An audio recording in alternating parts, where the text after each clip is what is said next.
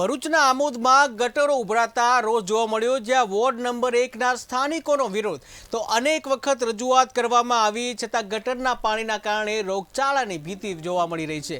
તો ગટરના પાણી જાહેર માર્ગો પર ફરી વળ્યા તો સ્થાનિકોએ આંદોલન કરવાની ચીમકી ઉચ્ચારી છે।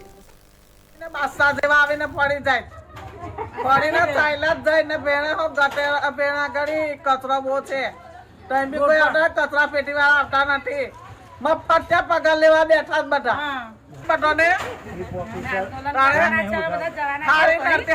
બધા બેઠા બેઠા કયા કર અમે કેટલા વખત ફરિયાદ કરી પણ એ લોકો આવતા નથી। તે એની અમે અમે જવાબદારી લેવાના।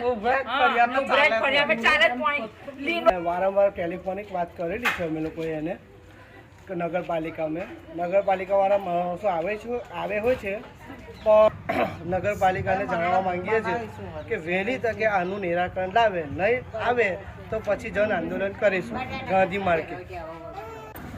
તમામ ગટરો ઉભરાય છે અને ગટરનું ગંદુ પાણી જાહેર રસ્તા ઉપર આવે અને રોગચાળો થવાના સંભવ છે, જેથી નગરપાલિકાને વારંવાર મૌખિક તેમજ લિખિતમાં રજૂઆત કરવા છતાં આ જાડી ચામડીવાળા અધિકારીઓનું પેટનું પાણી હાલતું નથી, જેથી ના છૂટકે અમારે હવે આંદોલન કરવાની જરૂર પડશે એવું જણાવ્યું છે।